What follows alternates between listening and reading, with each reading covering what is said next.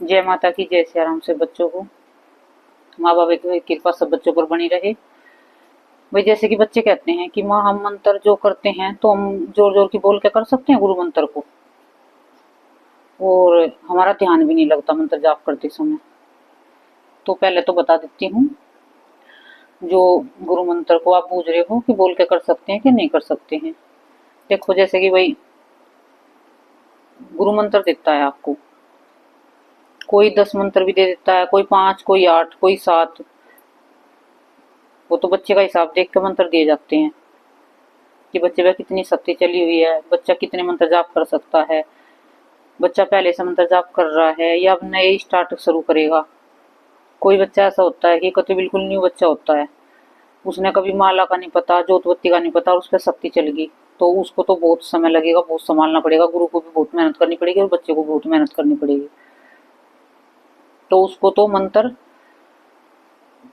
ज्यादा नहीं करना शुरुआत में, वो तो एक माला ही कर सकता है, 2 मंत्र दे सकते हैं उसको, बस सिर्फ 2 मंत्र से ज्यादा, या 3 भी दे सकते हैं जो छोटे छोटे मंत्र है बिना बीज मंत्र।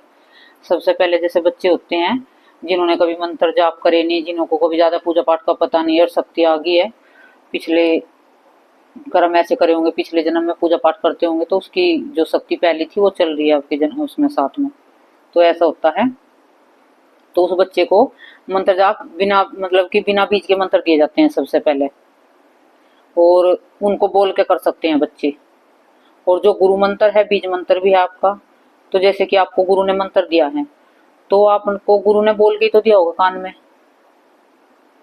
या फिर इंजेक्शन में भर के आपके कान में इंजेक्शन लगाया था, बोल के दिया था ना। जैसे कि धीमा आराम से, जितना जितना जोर की गुरु ने बोला था, जितनी आवाज तुम्हें जब गुरु ने मंत्र दिया, जितनी आवाज जब आई थी ना, इतनी आवाज में तुम मंत्र जप कर सकते हो होठ हिला के, जैसे कि ओम नमः शिवाय, तो इतने आराम से धीमे से कर सकते हो आप, क्योंकि उसमें कोई दिक्कत परेशानी नहीं है, गुरु ने भी तो बोल के दिया है ना। बस ऐसा है कि जोर जोर की नहीं करना है भाई, जैसे कि दूसरों को नहीं सुनाना है, लेकिन इतना कर सकते हो जो आपको आवाज आए उसकी बस।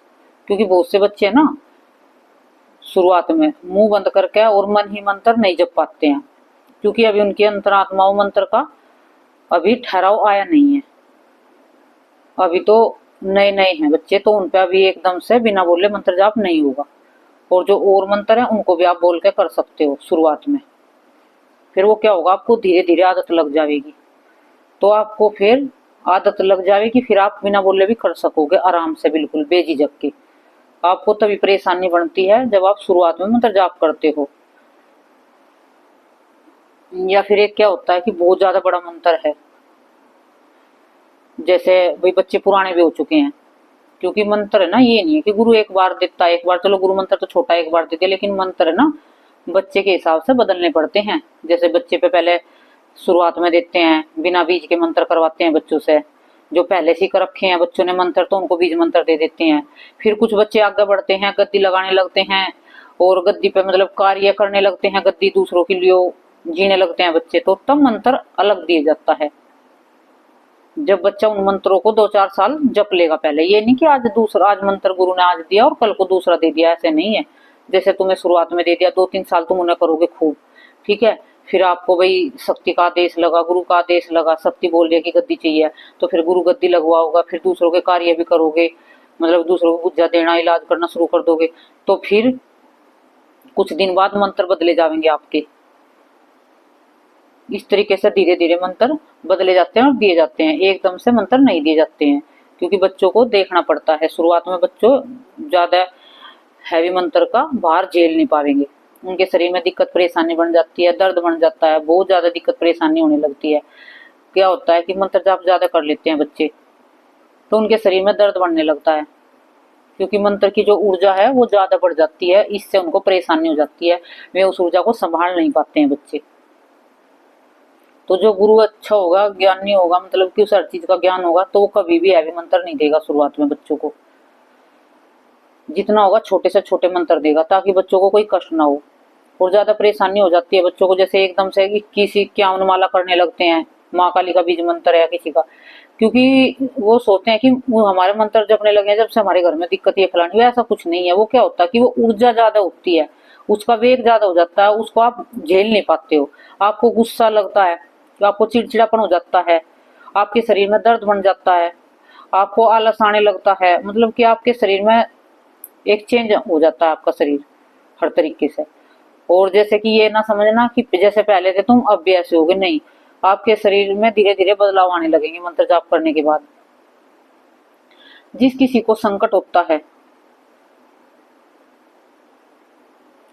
तो वे मंत्र जाप करते हैं। जैसे कहते हैं ना कि मन में, मतलब कि हमारा मंत्र में ध्यान नहीं लगता, मंत्र जाप करते समय हमको बेचैनी होती है, तो ध्यान कैसे लगाए मंत्र जाप करते समय। तो देखो बेटा, शुरुआत में मंत्र जाप करते हैं हम सभी, तो ध्यान एकदम से नहीं लगता। ध्यान तो है ना, बड़े बड़े साधु संत महात्मा, उनका भी एकदम से ध्यान नहीं लगाता। क्योंकि क्या होता है कि मंत्र जाप करते हैं, बच्चे कहते हैं कि हमारे अंदर से मतलब कि विचार गंदे आने लगते हैं, या कुछ दुनिया भर की बातें आने लगती हैं, जो 40-40 साल पुरानी बातें हैं, 20-20 साल पुरानी बातें हैं, तो वे हमारे मंत्र जाप करते समय हमारे सामने आने लगती हैं। तो वे बेटा कहीं से आती नहीं है, वे आपको लगता है कि वे आने लगती है, नहीं, वे हमारे अंदर ही होती हैं। जो 40 साल पहले की बात है, वो 20 साल पहले की बात है, वो कहीं किसी ने मतलब कि वीडियो नहीं चलाई है, वो आपके अंदर ही है, वे आपके अंदर समाई हुई है वे बातें। तो आपको वे याद आने लगती हैं मंत्र जाप के दौरान, वे कहीं बाहर से नहीं आती, आपके अंदर ही है वे सारी चीजें। तो ऐसा शुरू शुरू में होता है, क्योंकि जितने आपके अंदर इकट्ठा हो रहा है तो सारा बाहर तो निकलेगा ना। क्योंकि जब तक बर्तन को खाली नहीं करोगे तो भरोगे कैसे, क्योंकि वो पहले भरा हुआ है। तो जब खाली कर दोगे तभी तो भरोगे ना। अब जैसे कि तुम कहते हो कि हमारे पहले की बातें विचार आता है, भाई हम कभी घर के बारे में, कभी मरे गिरे दिखते हैं हमें। अब घर परिवार के जो लड़की शादी होकर आ जाती है, पहले हमारे घर से हमारी मम्मी माँ जी सब दिखते हैं हमको। तो वे दिखते हैं इसलिए कि तुम्हारे अंदर है, वे तुम्हारी आत्माओं में है, क्योंकि तुम उनका अंश हो। वे तुम्हारी यादों में बसे हुए हैं। वो धीरे धीरे क्या होगा, जैसे तुम माँ की या किसी की भक्ति करने लोगे, पूजा करने लोगे, तो वो तुम्हारा ध्यान उधर से धीरे धीरे हटने लगेगा और माँ की तरफ ज्यादा जाने लगेगा। फिर एक समय ऐसा आएगा कि माँ के सिवा तुम्हें कुछ नजर नहीं आएगा, ना कोई घर वाले के सपने दिखेंगे, ना कोई तुम्हें आस पड़ोस के दिखेंगे, कुछ भी नहीं दिखेगा तुम्हें, सिर्फ माँ माँ दिखेगी चारों तरफ तुम्हें, जब तुम उच्च अवस्था में आ जाओगे। और जब तक तुम कच्चे हो, तुम्हारे मन में ऐसे उल्टे सीधे विचार आवेंगे, क्योंकि वे जायज हैं, क्योंकि वे तुम्हारे अंदर से उठते हैं। उनको उठने दो, उनको निकलने दो। शुरुआत में तुम परेशान ना हो कि ध्यान लगता है नहीं लगता है, ऐसा सबके साथ होता है, कोई बताएगा कोई नहीं बताएगा। कभी कभी ऐसा होता है कि बच्चे के मन में, उसमें भक्ति में बहुत ज्यादा रुचि होती है, बहुत ज्यादा उसका लगाव होता है, तो उसके भले ही मन में ना आई है गलत विचार बातें, कि उसका ज्यादा मन है जो भक्ति में लगा हुआ है। जो बच्चे है ना भक्ति नहीं करते थे और एकदम से उन पर भक्ति का प्रेशर आ जाता है, करने लगते हैं, या कोई भगत बता देता है उनको, तो तब होता है उनके साथ ऐसा। और एक जो मन में बेचैनी लगती है, जैसे कि होता है कई बार क्या होता है कि जैसे कि तुम्हारा कोई कहीं पे इलाज भी नहीं हो रखा, ना तुम्हारे पास कोई भगत है ना गुरु है, और आप मंत्र जाप या पूजा पाठ करते हो, तो आपको जो संकट है ना वो आपको बेचैन करने लगता है, परेशान करने लगता है, ताकि तुम पूजा पाठ ना करो। इसलिए तुम्हारा मंत्र जाप में और पूजा पाठ में मन नहीं लगता, इसलिए तुम घबराए मत करो, समझ लो कि भी संकट है। और जैसे कि कई बार क्या होता है कि गुरु भी है और दरबार में भी जाते हो, तब भी मन नहीं लग रहा है, पूजा पाठ को करने को मन नहीं करता, बैठने को मन नहीं करता, आसन पे पूजा में आते हैं गलत विचार आ जाते हैं। तो क्या होता है, जैसे कोई तुम्हें पूजा पाठ दे रहा है, तुम्हारे घर पे संकट है, तो वो संकट चाहता नहीं कि तुम पूजा पाठ करो, वो भी घंट डालने आता है, बीच बीच में खंडित करने आता है पूजा पाठ को तुम्हारी। लेकिन तुम्हारे साथ कुछ भी हो, मन करो या ना करो, फिर भी तुम्हें पूजा करनी है, पाठ करना है। ये ना समझना कि हम मन से नहीं करेंगे तो वो लगेगी नहीं, स्वीकार नहीं होगी, ऐसा कुछ नहीं है। आपको सिर्फ जो पूजा पाठ की गई है उसको आप कंटिन्यू करते रहो, वो एक दिन फिर जो गंदी शक्तियां तुम्हारे घर से में हट जाएंगी, फिर तुम्हें, और हाँ जैसे कि फिर गंदी शक्ति भी हट जाएंगी, फिर तुम्हें चलो भक्ति लाइन में चल पड़े हो, कोई शक्ति भी आ चुकी है तुम्हारे पास, और फिर तुम मंत्र जाप करते हो। जैसे भगत लोग होते हैं, जैसे पूजा पाठ करने वाले होते हैं, गद्दी लगाने वाले होते हैं, कई बार ऐसा होता है शुरुआत में जैसे दरबार नहीं चला, बस गद्दी लगा दी है, उनके भी मन में मतलब कि बेचैनी होती है गद्दी पे बैठ के। तो वो क्या होता है कि जो शक्ति है तुम्हारी वो तुम्हारे परीक्षा लेती है, और परीक्षा के दौरान ऐसा होता है, तो आप घबराए मत करिए, धीरे धीरे जब आप करते रहोगे ना तो शक्ति को भी लगेगा तो बच्चा पीछे हटने वाला नहीं है, तो बड़ा बच्चा जिद्दी है, तो वो उसे जो है शक्ति वो परीक्षा नहीं लेगी, वो ही खुद हट जाएगी तुम्हारी पीछे। उसे लगेगा बच्चा भी इतनी मेहनत कर रहा है, इतनी मैं कोशिश कर रही हूँ उसको मतलब पीछे हटाने की, परीक्षा ले रही हूँ, फिर भी बच्चा इतना इतना मतलब कितना लगा हुआ है भक्ति में, कोई परीक्षा लेने का उसका कोई असर ही नहीं हो रहा है। मैं उनके साथ उसको कभी पेट में दर्द कर देती हूँ, कभी सिर में दर्द कर देती है, शक्ति भी करती है ऐसे ही संकटों की तरह। ये ना समझना शक्ति जो शुरुआत में होती है संकट जैसा ही तुम्हें एहसास करावेंगी हर चीज का। तुम्हारे शरीर में दर्द होना, पैरों में दर्द होना, बहुत से बच्चे कहते हैं ना कि पैरों में दर्द बन जाता है मेरे हमारे, और दिक्कत होती है जाप मंत्र जाप करते समय। उसकी वीडियो एक मैं छोटे से मैं डाल लूंगी। जो बच्चे पूजा पाठ करते हैं और मंत्र जाप करते हैं उनके पैरों में बहुत ज्यादा दर्द होता है, बैठे नहीं जाता है, उसमें अलग से बता दूंगी तुम्हें, क्योंकि बड़ी में फिर तुम सुनते नहीं हो, तो छोटी अलग से ही डाल दूंगी उसके लिए वीडियो, छोटी सी बिल्कुल बना के, बस सिर्फ पैरों के दर्द के लिए। तो आप उसमें करोगे तो आपको बहुत राहत मिलेगी। तो आपको ये इन बातों का ध्यान रखना है, आपको बिल्कुल भी हार नहीं माननी है। बच्चे क्या होता है कि ऐसी हालत हो जाती है लास्ट में कि वे सोचते हैं जो भक्ति करते हैं कि अब तो हम बस भगवान हमें उठा ले, हम मर जाएं अब तो, शक्ति आने के बाद भी ऐसा हो जाता है। आप समझ लेना कि आप लास्ट चल रही है आपकी परीक्षा, बस आप हार चुके हो, आप थक चुके हो, अब आप पे सहन नहीं हो रहा है। तो आपका जो इष्ट है, आप जिस आपका देवता जो भी पूजा करते हो जिसकी भी, तो उसको भी लगेगा अब तो बच्चे ने बिल्कुल घुटने टेक दिए हैं, तो अब उसको फिर परीक्षा आपकी बंद करनी पड़ेगी और आपको सब कुछ आपका ठीक करना पड़ेगा, लेकिन समय लगेगा। ये ना समझ लेना कि शक्ति आ रही है, संकट भी साथ में होता है कभी कभी। और कोई कोई दरबार वाले में जैसे जाते हैं उनको वो संकट पहचान में नहीं आता है, तो वे कह देते हैं कि भी शक्ति चल रही है, और कभी होता है संकट, तो वे ज्यादा परेशान होते हैं। फिर में जैसे हमारे जैसे की वीडियो सुनेंगे उनको लगेगा कि हमारी परीक्षा चल रही है, उनकी परीक्षा नहीं, वो तो संकट के कारण परेशान होंगे। परीक्षा तो जब होती है ना लास्ट में, जब आदमी बिल्कुल कति टूट जाता है ना, शक्ति है, पता भी तुम्हें अपने आप से पता है, जैसे कि तुम जान रहे हो भाई, तुम्हें किसी के कहने से नहीं, तुम्हें खुद एहसास है कि तुम्हारे पास शक्ति है, क्योंकि शक्ति और संकट में फर्क होता है जो पहचान लेते हैं बच्चे, और बहुत ज्यादा फर्क होता है शक्ति और संकट में, क्योंकि संकट का तो एक अलग ही हिसाब किताब होता है, शक्ति का अलग होता है। जैसे शक्ति है तुम्हारे पास, फिर भी तुम्हें एक एनर्जी महसूस होगी अपने शरीर में, चाहे तुम बीमार हो या तुम मतलब कैसी भी हालत में, फिर तुम्हें ऐसा लगेगा कि हाँ एक एनर्जी है मेरे पास जो मेरे को एक मतलब कि अलग ही महसूस कराती है। और जब संकट साथ में होता है, एक तो शरीर पर नीले दाग जरूर बनते हैं, जो हल्के हल्के नीले नीले दाग दाग से बन जाते हैं ना, एक गंदे सपने जरूर आएंगे, बहुत गंदे गंदे, कभी भगवान के दर्शन होंगे कभी नहीं होंगे, क्योंकि वो शक्ति है, कभी कभी वो रूप लेकर आपको दिखा देती है जिससे आप भ्रम में फंस जाओ और शक्ति की पूजा करने लगो, भोग देने लगो। तो ऐसा भी होता है कई बार। और नहीं तो जब शक्ति है ना, जब परीक्षाएं खत्म होती हैं तो शक्तियां बिल्कुल तोड़ कर रख देती हैं भगत को, बच्चों को। जब वो हार जाता है, घुटने टेक देता है कि अब तो बस, अब बस, जब ये बोल देता है ना, तो शक्तियों को तब पीछे हटना पड़ता है। देख लेते हैं कि बच्चा अब बस थक चुका है, क्योंकि शक्ति हमारी इतनी परीक्षा लेती है जितनी हम सहन कर सकते हैं, उससे ज्यादा नहीं। लेकिन जो आपके पास संकट है, बहुत से बच्चे मेरे पास आते हैं, जैसे आए हैं तो कह रहे हैं, जैसा कुछ बात हो जाती है, मगर बेटा अभी शक्ति शुरू हुई है, परीक्षा चलेंगी। अब कितनी परीक्षा चलेंगी? परीक्षा हुई कहाँ है, अभी तो शुरू हुई है बेटा, पहले तो संकट था, वो परीक्षा थोड़ा नहीं थी, वो तो संकट परेशान कर रहा था। जैसे दरबार में मेरे पास बच्चे जुड़े हैं, अब उनका संकट जैसे कट गया है, और आगे जैसे कोई माँ की शक्ति आ रखी है उनपे, तो जैसे मैंने कहूंगी भाई ये चीज, वो कहते हैं ये दिक्कत होती है, वो दिक्कत होती है, तो मैं बेटा अब ये शक्ति भी तो परीक्षा लेंगे ना धीरे धीरे, तुम्हारे देखेंगे कि तुम मंत्र जाप करोगे या ना करोगे। तो उन्होंने कहा माँ इतनी कब तक परीक्षा होंगी? बेटा परीक्षा तो अब शुरू हुई है, वो तो पहले भूत प्रेत थे, वे इस परीक्षा थोड़ा ना थी, अब भूत प्रेतों ने परेशान कर रखे थे, अब तो परीक्षा तो अब चलेंगी, शक्ति लेगी परीक्षा, अब वो देखेगी कि तुम पीछे हटोगे आगे बढ़ोगे। तो इस तरीके से बहुत से बच्चे कहते हैं कि हमें नींद नहीं आती है रात को शक्ति आने के बाद। तो क्या होता है, शुरुआत में शक्ति आने के बाद ऐसा होता है, हर किसी के साथ होता है, कुछ सालों तक होता है, कुछ महीनों तक इसका जैसा होता है वो, मतलब कि किसी किसी को तो 2-2 3-3 साल बीत जाते हैं ऐसे ही। कभी नींद हल्की फुल्की आती है, कभी आती नहीं है, मतलब कि पूरी पूरी रात खराब हो जाती है, ऐसा होता है शक्ति आने के बाद। क्योंकि जो हमारे पास शरीर में शक्ति आई है वो एक ऊर्जा ही तो है, वो एक बाहर से आई है, और वो हमारे शरीर में अभी समय लेगी, इतना समय लेगी कि वो अभी हमारे शरीर में सेट हो जाएगी कहीं, मतलब कि जब तक वो सेट नहीं होगी तो हमें परेशान करती रहेगी, ऊर्जा हमारे ऊपर नीचे हाथों पैरों में चलती रहेगी। जब वो उसका स्थान पक्का हो जाएगा, वो आराम से हो जाएगी, तब ये होना बंद हो जाएगा। आपको नींद भी अच्छी आने लगेगी, लेकिन कुछ सालों बाद बहुत परेशानी बनेगी आपको। तो आप घबराना नहीं इस चीज से, ना हार मानना बिल्कुल भी।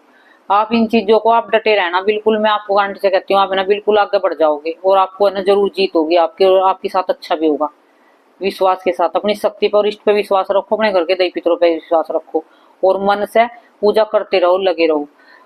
पूजा करने के बाद जब तुम आगे बढ़ चुके हो तो पीछे मत हटो। इतना कष्ट झेल लिया है ना। बहुत से बच्चे कहते हैं कि अब तो हम सब कुछ छोड़ भी देते हैं, बच्चे पूजा पाठ भी छोड़ देते हैं जब कभी थक जाते हैं, हार जाते हैं, जबकि उनकी लास्ट तक में पहुंचने वाले हैं, तब वे वहां से पीछे हट जाते हैं। लेकिन पीछे नहीं हटना, बहुत कष्ट आता है, बहुत जीवन में बहुत बदलाव आता है, बहुत कुछ सहन करना पड़ता है, दुनिया के ताने बर्दाश्त करने पड़ेंगे, रिश्तेदारों के भी,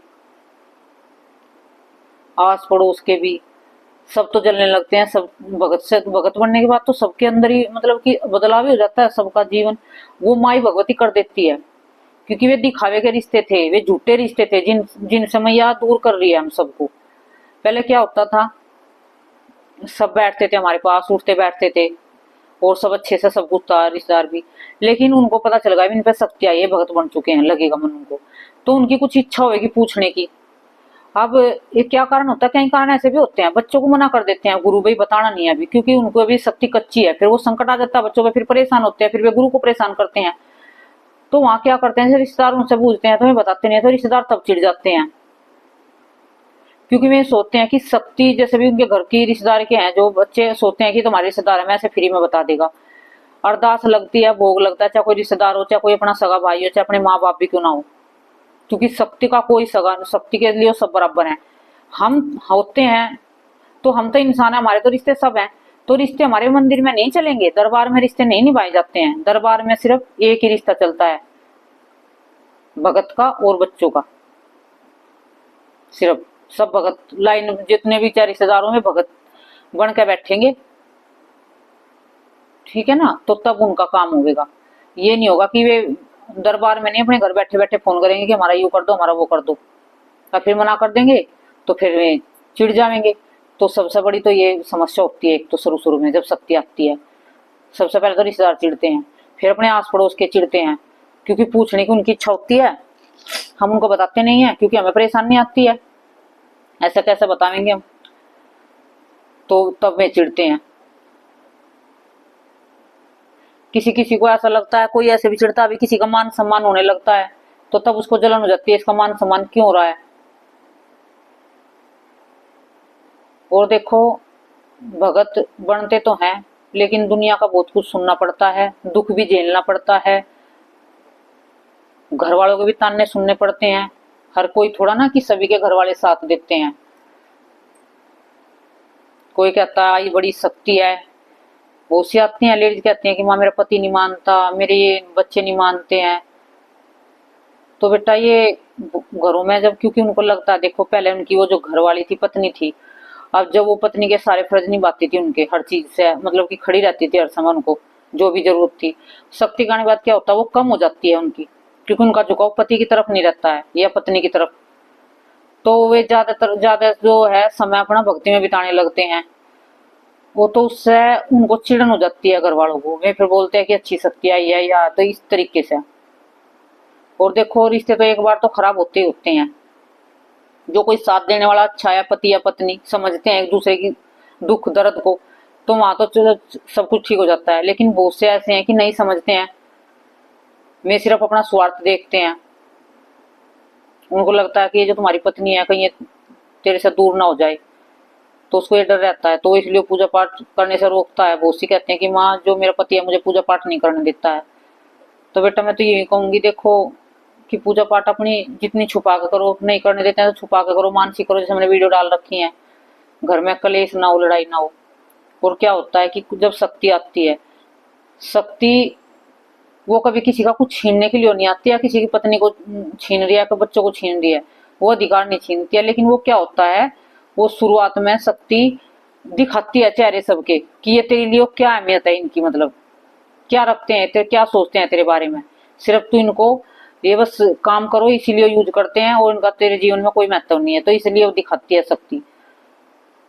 जितनी घर वालों की, परिवार वालों की सेवा करते हैं उतनी भगवान की करते हैं, तो भगवान कितनी जल्दी प्रसन्न हो जाते हैं। लेकिन घर वालों को पूरे जीवन तक, पूरे जीवन भी बिता देंगे ना उनको खुश करने के लिए, तब भी मैं खुश नहीं होंगे। तुम 100 बार खुश करोगे, एक बार कोई गलती होगी तो सारी, जितनी में 100 बार खुश करे ना, वे सारी बर्बाद हो जाएंगी, मतलब सब पे पानी फिर जाएगा। कहने का मतलब ये है, 100 बार अच्छा करोगे, एक बार बुरा हो गया तो वे सारी 100 अच्छाई की अच्छाई खत्म हो जाती है। बुराई एक दिखती है, सिर्फ वो एक बुराई 100 अच्छाई को ढक देती है, ये होता है। और बहुत से ऐसे हैं कि घर में ऐसे प्रेम से रहते हैं, पति पत्नी शक्ति आते हैं, दोनों मिलजुल कर घर का भी काम करते हैं, और फिर मंदिर में भी एक साथ बैठते हैं, पूजा करते हैं। वे भाग्यवान होते हैं वो जोड़ा। उन पे साक्षात शिव भोले बाबा माँ पार्वती की कृपा होती है, जो समझते हैं कि पति पत्नी अलग नहीं है, एक ही है, क्योंकि पति पत्नी का जोड़ा ही बनाया है भगवान ने। देखने में दो है लेकिन है तो एक ही। तो इस तरीके से वो तो घर स्वर्ग जैसा है, जहाँ बच्चे मानते हैं, पति मानता है, पत्नी मानती है, तो उस घर का तो कहना ही क्या है। और जिस घर में सब खिलाफ हैं, कोई बच्चे अपने मन की कर रहे हैं, कोई पति अपने मन की करा, कोई पत्नी अपने मन की कर रही है, शक्ति आ रखी है, वे धीरे धीरे बर्बाद भी हो जाते हैं। और जो जिस घर में देखना कभी भी, जिस घर में बच्चे भी कहना मानते हैं, पति या पत्नी या कोई सभी है, तो वे भी कहना मानते हैं, सब मतलब सबकी सलाह एक ही रहती है, एक हाँ में सबकी हाँ होती है, तो उस घर में एक अलग ही देखने को मिलेगा। शक्ति की जितनी ऊंचाइयों पर चढ़ा देगी ना उन सबको, उनको बच्चों को, पति को, सबको, तो आप सोच नहीं सकोगे उनको कितना कुछ दे देती है। और जिस घर में शक्ति का अपमान होता रहता है ना, बार बार अपमानित करते हैं जिसके शरीर पर शक्ति आई हुई है, तो वहां पे है ना शक्ति धीरे धीरे धीरे धीरे बर्बाद करने लगती है घर को। शक्ति कभी किसी की ना पत्नी को छीनने आती है, ना पति को, ना बच्चों के अधिकार को। वे सिर्फ भक्ति, बच्चे के प्यार, प्रेम से, बच्चा प्रेम करता है उससे, प्रेम के वशीभूत आकर होकर आती है शक्ति। तो ये समझे करो, साथ दिया करो एक दूसरे का। और पत्नी है तुम, शक्ति आती है, लेकिन अपने पत्नी जो है, अपने पत्नी के सारे फर्ज निभाया करो। क्योंकि बहुत से पुरुष है ना जो डर जाते हैं, पत्नी भी डर जाती है, क्योंकि ऐसे भी आते हैं मेरे पास केस कि ये तो भक्ति करने लगेगी, मतलब कि ये मेरे साथ में तो संबंध में नहीं आवेगी, ये नहीं आवेगी। भगवान कभी तुम्हें ये नहीं कहते कि तुम अपने रिश्ते को खत्म कर दो। तुम्हारी दोनों की खुशी है एक दूसरे की, तो तुम इसको ब्रह्मचर्य का पालन कर सकते हो। लेकिन खुशी नहीं है तो अपनी तिथियों का ध्यान रखते हुए अपने जीवन को अच्छे से जी सकते हो आप। भक्ति के चक्कर में अपने जीवन को बर्बाद मत करो, तलाक मत ले, अच्छे से रहो। माँ की भी पूजा करो, सेवा करो, कोई दिक्कत की परेशानी की बात नहीं है। अपने तिथि का हिसाब रखते, अपने सिर धोकर, नहा धोकर, गंगा जल छिड़क कर अपने अच्छे से शरीर को पवित्र कर लो। क्योंकि देखो शरीर को तो कितना ही है, तो फिर भी हर रोज ऐसे वॉशरूम में जाते हैं, मतलब कि गंदगी तो जाती है, तो नहा धोकर शुद्ध हो जाते हैं गंगा जल छिड़क कर। तो ब्रह्मचारी अभी कोई नहीं, अपने पति के साथ में कोई तुम्हें पाप दोष नहीं लगेगा, पत्नी के साथ में, पर लेकिन दूसरों के साथ में पाप जरूर लगेगा। उसकी तो तुम्हें सजा कह ही नहीं सकती कि क्या देगा भगवान। और जो अपने पति पत्नी साथ में रहकर, वो भी ब्रह्मचारी ही माना जाता है। भाई महीने में एक बार आप अपने पति पत्नी के रिश्ते में आ सकते हो, 15 दिन में आ सकते हो, तो भगवान आपको ये नहीं कहता है कि आप पति पत्नी का रिश्ता बिल्कुल खत्म कर दो। हाँ, पर शक्ति आने के बाद ये नहीं है कि भी आप जिद करोगे पत्नी से कि हर रोज, ऐसा नहीं चलेगा। क्योंकि वो उसकी शक्तियों का तुम्हें मान सम्मान करना पड़ेगा, उसकी भावनाओं को समझना पड़ेगा, उनका साथ देना पड़ेगा। तो ये उस बारे में था जो बच्चे कहते गद्दी पे मन नहीं लगता है। जैसे घर में ऐसा भी होता है, कई बार नेगेटिविटी होती है साथ में बच्चों के, तो वो भी मन को विचलित कर देती है, आपको बैठने देती है। लेकिन आप अपनी पूजा पाठ को छोटे मत करो। आप जो गुरु मंत्र है आपका, गुरु मंत्र से आप जो जल लेते हो, उसे जल को पढ़ के उसमें फूंक मार के अपने सीधी तरफ से 3 बार घेरा बना लो। 3 बार घेरा बना के उसके अंदर आप आ जाओगे, तो आपको जो नेगेटिविटी है तो आपकी बाहर रह जाओगी, और जो आपकी शक्ति है, पॉजिटिविटी है, वो आपके घेरे के अंदर हो जाएगी। तो आप जो भी मंत्र करोगे, जाप करोगे, वो सब आपके पास में ही रहेंगे। और जो आपके पास जल रखा है, उस जल को मंत्र जपते रहो, उसमें फूंक मारते रहो, जो बच्चे कच्चे हैं अभी, और फिर उस जल को लास्ट में पी लो। तो आपकी धीरे धीरे जो अंदर की नेगेटिविटी है वो धीरे धीरे खत्म हो जाएगी, और आपकी शक्ति साफ होकर चलने लगेगी आगे से। क्योंकि गुरु बनाने के बाद बेटा एकदम से सब कुछ ठीक नहीं हो जाता है। गुरु तो बस ज्ञान के लिए बनाया जाता है। गुरु आपके भाग्य में दुख है तो बदल नहीं सकता, उसको कम करवा सकता है, क्योंकि वो आपको मंत्र जाप देगा, भक्ति देगा, साधना देगा, उससे आपके दुख कम होने लगेंगे धीरे धीरे। क्योंकि गुरु भी एक इंसान ही है, भगवानों पे भी दुख पड़े हैं, यहाँ पे आए हैं तो ये तो दुख का ही है संसार। तो दुख सुख तो चलते रहते हैं, तो दुख सुख तो दो भाई हैं, इनकी कोई दिक्कत नहीं है। कभी दुख है कभी सुख है, कभी सुख है कभी दुख है, ये तो चलते रहेंगे। तो इससे तुम्हें टेंशन नहीं लेनी, घबराना नहीं है। जितना दुख को हंस के जियोगे उतना जल्दी कटेगा तुम्हारा। और सब जो गद्दी लगाते हैं उनके साथ, सबके साथ ऐसा होता है। तुम्हें लगता है कि नहीं, तुम हर किसी से पूछ सकते हो जाकर, सबने बहुत कुछ दुख झेला होगा, बहुत कुछ कष्ट सहा होगा हर तरीके से। और शक्ति आने के बाद किसी को पता चल जाता है, तुम दरबारों में अलग अलग जाते हो, वहां पे तुम्हारी शक्ति बिगड़ने लगती है। मैं तुम्हें एक बात कहूं, तुम दरबारों में ज्यादा मत भटको। जो बच्चे किसी दरबार में नहीं भटकते ना, उनकी शक्ति साफ मिलती है। एक लेडी आई थी मेरे पास, उसमें माँ की शक्ति चली हुई थी। वो किसी भी दरबार में नहीं गई थी, वो सिर्फ वीडियो देखकर पहली बार मेरे पास ही आई थी। तो उसका ना सब कुछ ठीक था, उसका कोई भी मतलब उसके साथ में कोई वैसी वैसी चीज नहीं लगी हुई थी जैसे दरबारों में जाते हैं इधर उधर से लग जाती है। नेगेटिविटी तो थी घर की थोड़ी सी, जो अपने घर की थी, दही पितरों की जैसे अपनी, तो वो तो उसके साथ में थी, लेकिन बाहर से कहीं उसका बिगाड़ नहीं हो रखा था शरीर का। उसके जो अनुभव हो रहे थे वे ठीक थे, लेकिन वो क्या करा, धीरे धीरे बताना शुरू कर दिया उसने। जैसे किसी का देख लेती थी तो सामने आ जाता, बताती, तो तब उससे परेशानी बढ़ने लगी थी उसको। तब मैंने उसको बोला कि बेटा ये बंद कर दो, जब तक आप मतलब कि गुरु धारण नहीं करते हो और या फिर गद्दी नहीं लगाते हो। जब तुम्हारे सामने आवे तो मत बताया करो किसी का, क्योंकि लोगों को लगता है कि दया करो। भगवान है, हम बालाजी में जाते हैं, सब पब्लिक जाती है वहां, कोई गुरु के कोई बिना गुरु के, तो भगवान सबको ठीक कर देते। जो भगवान उन पर दया करते तो सबको ठीक कर देते ना। लेकिन भगवान बंधे हुए हैं अपने वचनों पे, क्योंकि जो जैसा कर्म करेगा उसको ऐसा ही फल मिलेगा। अपने कर्मों का बोया काटते हैं हम सब। जो हमारे कर्म में दुख है वो हम दुख झेल लेंगे, सुख है तो सुख मिलेगा, दुख है तो दुख मिलेगा। तो भगवान भी उसमें कुछ नहीं कर सकता। बालाजी में सब जाते हैं, तो जो ऐसा होता तो बालाजी महाराज सबके संकट दूर कर देते एक बार जाने से, तो दोबारा कोई जाता ही नहीं। पब्लिक ना गुरु की जरूरत पड़ती, ना भगत की जरूरत पड़ती, किसी की भी ना पड़ती ना। लेकिन क्या वहां विधि विधान से जाते हैं तो तभी होता है, क्योंकि ये भगवान ने बनाए हैं नियम, नियमों में चलना पड़ता है हमें संसार में आके। जो नियम से चलेंगे तो सब कुछ ठीक रहेगा। जैसे बहुत से बच्चे कह देते हैं कि गुरु की क्या जरूरत है। जैसे कि बाग है ना, आपने बाग लगाया, फलों का बाग है आपका, बहुत अच्छा सुंदर बगीचा है आपका फलों का, और उसमें बहुत फल लगे हुए हैं आपके बहुत, और वहां पे कोई भी मतलब कि तुमने छोड़ा नहीं है माली बाग में, ना कोई रखवाली है वहां पे, मतलब कि जैसे कि देख रेख करने वाला नहीं है वहां पे कोई, तो वे फल को तोड़ पब्लिक तोड़ तोड़ के ले जाएगी, उसको उजड़ने में देर नहीं लगेगी, एक दो दिन में सारा बाग उजड़ जाएगा।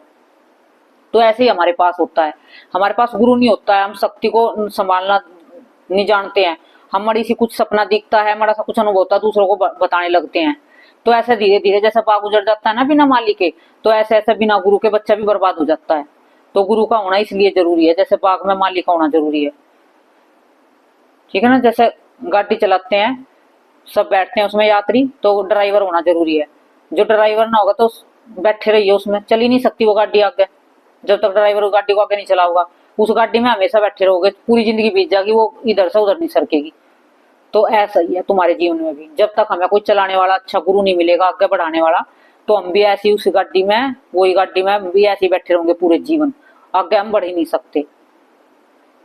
गुरु को ड्राइवर कह लो, माली कह लो, कुछ भी कह लो, वो सबका काम करता है, सब चीज बन के। जैसे नाव है, केवट है, वो पार लगाता है, हमें पैसे लेकर पार लगाता है, फ्री में नहीं लगाता है, क्योंकि उसको भी बच्चे, उसका भी परिवार, उसका भी अपनी जरूरत होती है, वो पूरे दिन खींचता है नाव को।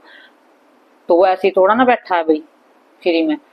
तो दूसरी हमें जो ना ले जावे और हम नाव में बैठ जा, तो हम डूब जाओगे उस नाव में, केवट ना होगा तो फिर तो हमारी उसमें मौत मृत्यु निश्चित है। तो ऐसे ही हमारा गुरु का होना जीवन में जरूरी है, जरूरी, कोई कहे या ना कहे, क्योंकि हमने सब देख लिया है ये। हम भी पहले बहुत पूजा भक्ति सब कुछ करते थे, ऐसा नहीं कि करते, बचपन से करते थे, जीवन बीत गया था करते करते, 25 साल के हो गए थे। लेकिन गुरु के मिलने के बाद ही शक्ति खुली और अच्छे से चली है, अच्छे से ज्ञान हुआ है, अच्छे से रास्ता मिला है। अन्य तो शक्ति तो पहले भी थी, बचपन से थी, लेकिन किसी चीज का ज्ञान थोड़ा ना था। तो गुरु मिलने के बाद ही तो ज्ञान हुआ है, तभी तो यहाँ तक पहुंचे हैं। तभी तो तुम सबको ज्ञान की बातें बता रही हूँ। गुरु कृपा है, गुरु कृपा, गुरु बिना कुछ नहीं है। जो आज गुरु ना होती मेरे सिर पे तो आज मैं भी यहाँ नहीं होती तुम्हारे सामने, आज पता नहीं मैं भी कहाँ पड़ी होती, अपने दुखों को रोती रहती। बहुत जीवन में दुख हमारे भी थे, कष्ट भी थे, बहुत थे, और ये आते भी रहते हैं। ये नहीं है कि गद्दी दिन बच्चा गद्दी पे बैठता उसको सुबह सुबह जरूर परेशानी बन जाती है, क्योंकि शक्ति देखते देखते गद्दी पे बैठेगा नहीं बैठेगा, लेकिन फिर जब गद्दी पे बैठते हो धीरे धीरे सब कुछ ठीक हो जाता है आपका। तो इस तरीके से घबराना नहीं है, चिंता नहीं करनी है, और जो भी ऐसी अच्छी अच्छी जो बातें होंगी कोशिश करूंगी तुम्हें बताने की, ताकि तुमको मदद मिलती रहे। जय माता की, जय श्री राम से बच्चों को।